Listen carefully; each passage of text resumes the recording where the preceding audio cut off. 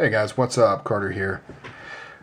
This is another cold steel video. Yeah, I know, I've been a cold steel freak lately. Just been really loving their designs. I put my order in with Mr. Demko. It's going to be a long time till you see that order come to fruition.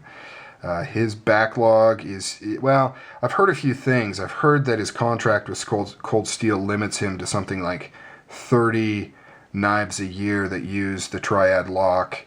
It could be that. It could just be that because he's busy working for Cold Steel, you know, he can't just be in the shop every day cranking knives out. I'm not sure, but he's got about a 14-month backlog right now, so it's going to be a while till I get my 8010, but it is going to be worth the wait. It's a very nice blade.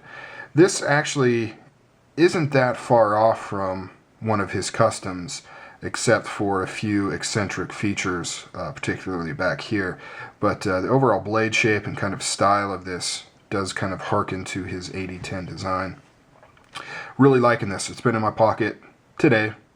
And before you start asking me questions or sending me PMs, this is not how it comes from the factory. This did come with your standard Teflon coating on everything, so I've painstakingly stripped the coating and polished all the screws to remove that. And I gotta say, it is a pain in the ass. I got a tip on some new chemical removers, or a new chemical remover, aircraft remover is what it's called. That's supposed to, you know, really kind of melt everything off and turn it into jelly. So I gave that a try.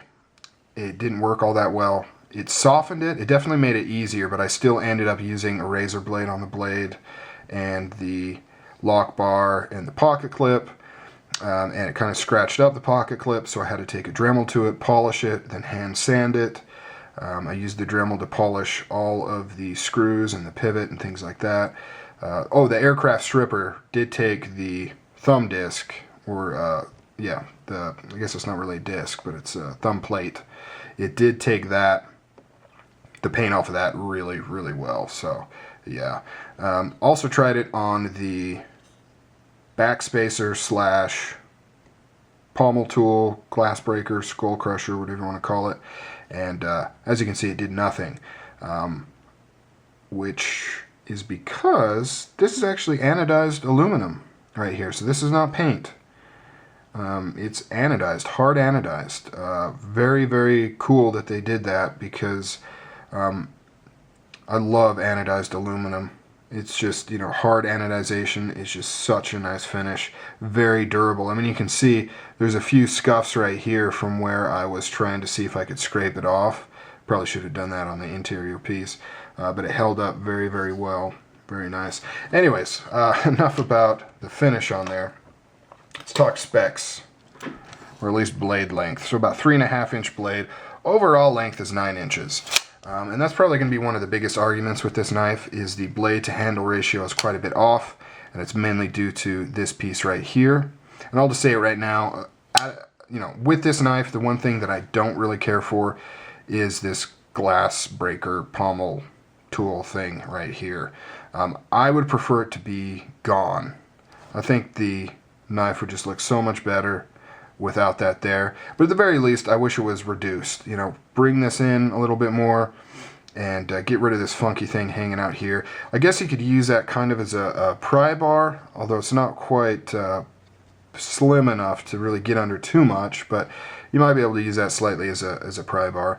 It does kind of feel cool though when you grip it, because it's kind of like the Spartan, how your whole hand is, you know, fits within the handle here. Speaking of which, ergonomics is just outstanding on this blade. It feels so good. Your pinky just locks in. I mean, everything just locks in. Feels amazing. Absolutely amazing. I really like that thumb disc more than the thumb studs they use. I wish all their knives had that thumb disc instead of the thumb studs. And it also works very well as a wave opening feature. Obviously, extremely well. Beautiful belly on this blade, excellent slicer. It's hollow ground, so it gets fairly thin, but not too thin. Maintains a very thick tip, so this could definitely, I mean, this is a really good example of a hard user knife. Absolutely, hands down, super tough.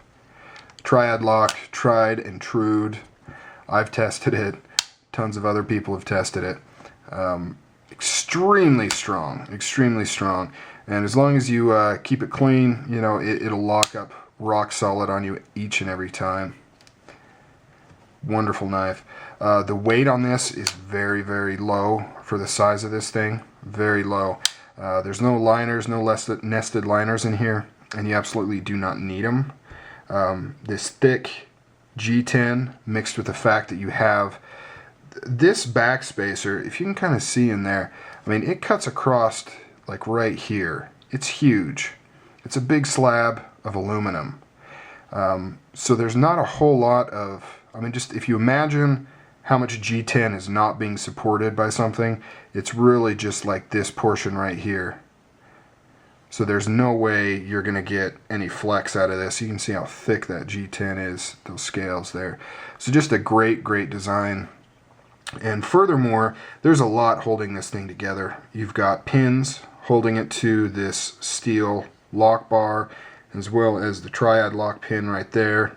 Nice big pivot, you know, as all cold steels do. But then you have 4 body screws all going into this aluminum backspacer, plus these 3 pocket clip screws going into the aluminum backspacer. So a lot is holding this knife together. So definitely an excellent blade. I really think the only thing that's keeping this thing back, and in fact keeping a few cold steel designs back, is that Teflon coating. It just surprises me that they haven't gone through and offered other options, because just time and time again, I mean, you see it all over YouTube, people saying, you know, I've always loved the design of this knife, I've always wanted one, but I just hate that coating. I don't want to deal with it. I don't want to try to take it off, so I haven't bought the knife. And you think Cold Steel would have seen that and taken a clue and said, wow, we can really expand our market if we kind of offer something. And you know, we're not talking about crazy options added to it. We're saying skip a step in the manufacturing. It would probably actually save them money because really we're just saying don't send it into the coating room or whatever it is, the coating process. Just skip that and put it together without it. You can see that it has a stonewash to it. I wish I had a Voyager handy, because I really don't think this is something else. This is not really their stonewash. I'm thinking this is done differently, and its sole purpose is to increase the traction of the coating onto the blade, because it does not look as nice as like a Voyager stonewashing. It's just, it's a lot scratchier. You know, it doesn't seem like it's done the same way. But I could be wrong. I'd really need to see one side by side. But I used to have one of the newer versions of the Voyager with the new stonewashing, and it was a really nice stonewashing job. And it's different than this. So I was originally going to do, man, that just feels good. That feels good. I was originally going to do the acid etching on it, but I don't think I am. Oh, another thing that some people may be turned off by, the pocket clip is pretty high ride, I guess you would say, not a low ride clip at all. You can see how much sticks out, you know, quite a lot. It's a lot that sticks out. It would have been nice if this was mounted at least here in this area or up here. You know, that may have affected how it sits in the pocket though, because if the clip is all the way over here, maybe a little off. But yeah, quite a lot sticks off, especially with this backspacer pommel type deal with a lanyard hole in there. But if that's not a problem for you, I definitely recommend picking this up. Plus it's got a cool name, AK-47. I believe this is a Demko design. However, I don't think he can produce this as a custom. I asked him if he does, and he said no.